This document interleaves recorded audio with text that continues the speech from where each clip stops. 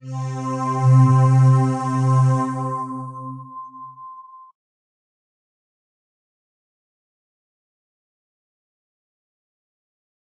everybody, what's up? This is Rich, and this is Opera 10.50, just released very recently.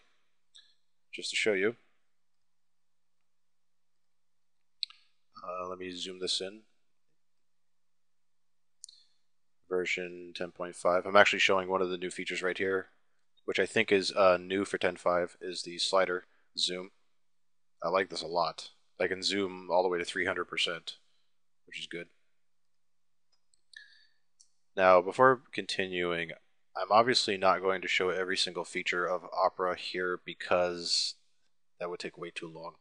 So there are going to be things I'm not going to cover, but I'm just going to cover some of the basic things. Like, for example, before I continue, I'm not going to cover the sidebar or anything like that, or the Opera Turbo, because it's already been introduced in 10 anyway, before this.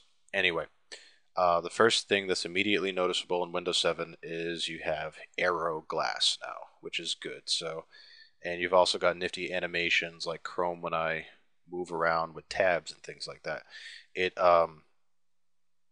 Let me just open up some sites here using the speed dial. And then I can show you a couple more things.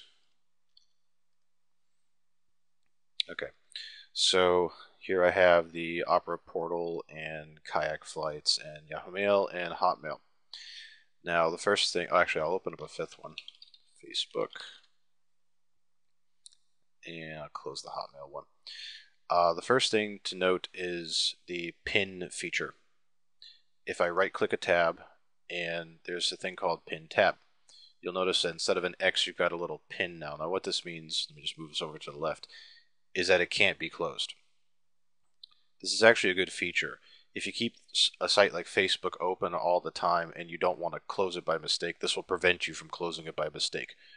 That's actually a really good feature. So I can control W or just hit the X for the other ones, and when I get to the last one, it will not close it, which is good.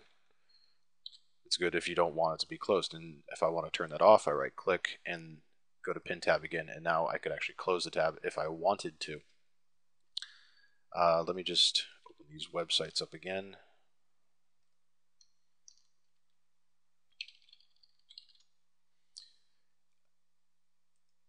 As usual, I can go in and right click arrange and go to cascade, so I can resize tabs, the actual tab windows within, which is good.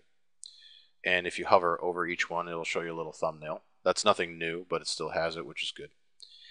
You can also minimize tab. You can set this up so that if you click a tab, it will just minimize it to the top. And what happens is that if I do a minimize all, it looks like this. The tabs are still open, and you'll still see the previews. They didn't go away. They're just minimized. So click, click, click. Bring these back up.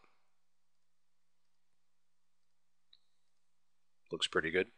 On the right side, you see these little recycle bin. If I click it, it shows your recently opened tabs. So if you close one by mistake, you can just click on this and bring the tab back, which is good. That's also not necessarily a new feature, but I like pointing it out because it's good. Something I really like about Opera is the ability to right-click a tab and do new private tab. Now the reason this is significant is because I can mix and match private tabs with non-private tabs, all within the same window. The way Internet Explorer 8 does it is that it opens a new window. Firefox does the same thing. In Opera, you can actually mix and match between the two, which is great. So this is a private tab, this isn't, this isn't, this is. You can tell which one is just by looking at the little favorite icon symbol at the left side of it. And that's great. So I don't have to open new windows. I don't have to do any of that stuff. It actually works quite nicely. Now, one of the things that Opera claims is that it is the fastest browser for Windows that there is. So surf the web at lightning speed using the fastest browser ever. That's their words, not mine. Check out the elegant new design and many other improvements in Opera 10.5. Given the choice between using Opera 10.5 and Google Chrome, I'd actually prefer to use this. It looks a lot like Google Chrome, except it's got a whole lot more features in it that I prefer. Like, for example, you got widgets, Opera Unite, you've got synchronization with Opera Link. It's easier to search within it. It's easier to manage engines if you want to. Now, I know there's going to be Google Chrome fans out there that say, oh no, Chrome is much, much better. I politely disagree with that. Try Opera 10.5 first, and then you can make judgment off of that. My only complaint about Opera 10.5 is that it's only for Windows so far. It's not for Mac or Linux, because Opera on Linux is actually quite awesome, and it would. I'm sure it's coming. I'm sure it is, but right now this is just Windows only. So if you want to go ahead and try it, give it a shot. I personally think it's great. Is it going to switch me off of Firefox?